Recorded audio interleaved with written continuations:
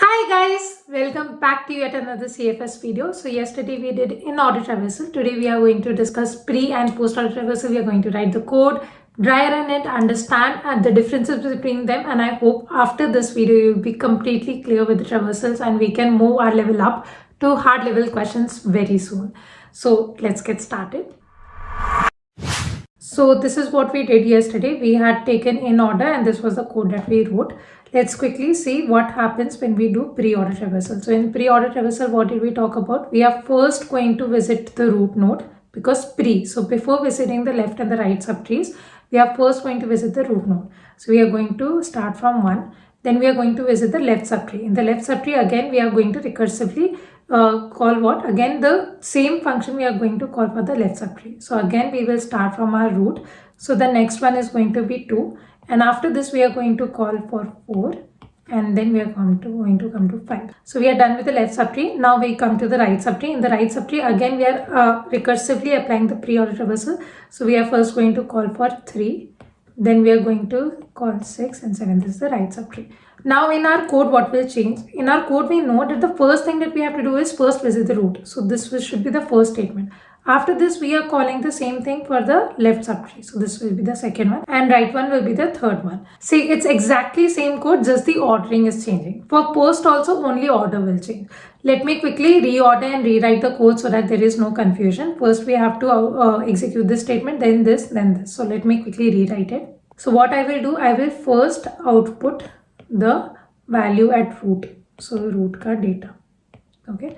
Then after that, what will I do? I will call the same function again for node ka left. I am not putting checks. Okay. But obviously we have to put checks. Then I will call it for node ka right. Now let's quickly dry run this. So initially I pass 1. Now when I pass 1, I come over here, I output 1. Okay. Then I call the function for node ka left, which is 2. So now my root value becomes what? It becomes 2. Then I output 2. After that, what will happen? I will come over here and I will pass node 2 ka left. So that is what? 4. So now I pass 4. And when I pass 4, I output it. Okay. After this, I will check that, okay, there is no left one, there is no right one. Okay. So I go back and then what will I do? I will go from 2, I will go to 5. I am going to the right part of this. Then after I am done with the left part, basically I have passed 1. I am done with the left part. I am going to come to the right part. Then again I am going to do the same for the 3, 6, 7 part. Okay. Similarly, let's do for the post order 1 also. For post order 1, what is going to change? So basically, this is going to move over here. This is the only change. So what I will do is, I will rub this and I will just add it over here. So and output node ka data. So what is happening? I am first calling the same function for the left subtree, then the right subtree, and then the output. Now let's try to dry run this also for post order. So initially I am passing what? I am passing 1. Okay. Then I am calling the same function for 1 ka left, which is 2. Okay. Then I am passing 2. Then I am calling the same one for 2 ka left, which is 4. Okay. Then I see, okay, there is nothing on 4 ka left. So what I am going to do, I am going to output 4. So this is the first element that I am going to output. Okay. Then what I do, after outputting 4, I come over here. So basically I am back to when the node was 2. Okay. Now after I have output 4, I am going to visit the right subtree of 2. So which is what? Which is 5. And after I am done with the left and the right of 2, I am going to output 2. So this was the left subtree of 1. Then after this, what am I going to do? After I am done with the left part of 1, so I am over here basically, I am done with the left part of 1, I am going to the right part. And from the right part, again I am going to do the recursive thing. So I hope this is clear now. In the recursive part, again what is going to happen? I am going to first call the left one, then the right one, and then the root one. And see, for all the 3 type of traversals, the time and the space complexity is what? Order of n. Why? N is the number of nodes. We are visiting all the nodes only once. And we are storing all of those nodes in a vector in the question that is given to us. So what will be the size of the vector? It will be n because we are storing the values for all the n nodes. And the time is also order of n because we are visiting all the nodes only once. See, the order is changing. First I am going to left or right, or I am visiting the middle one first. Only the order is changing, but in the end I'm visiting all of them only once. So time and space complexity is order of n.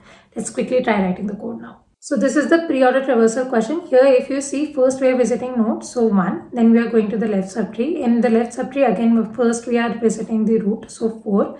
Then the left part, which is 4, and then the right part. Here also first we are going to start from the root 1, so that is 6. Then this is the left subtree and this is the right subtree. In the left subtree also again, first it is the root and then there is nothing on the left, so the right one is 1.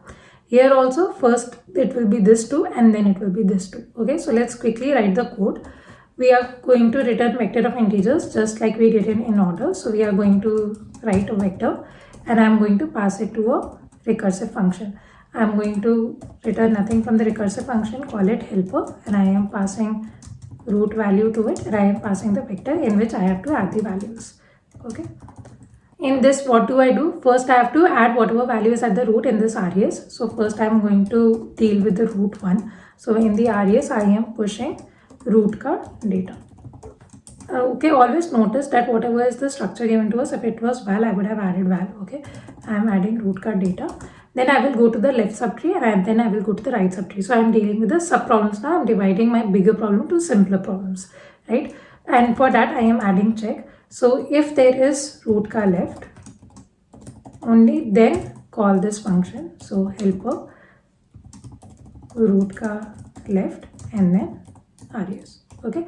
Actually, because we did the code in this way in the last one, let me write it in the other way. So if there is no root, I am just going to return so that you understand all the ways of writing the code.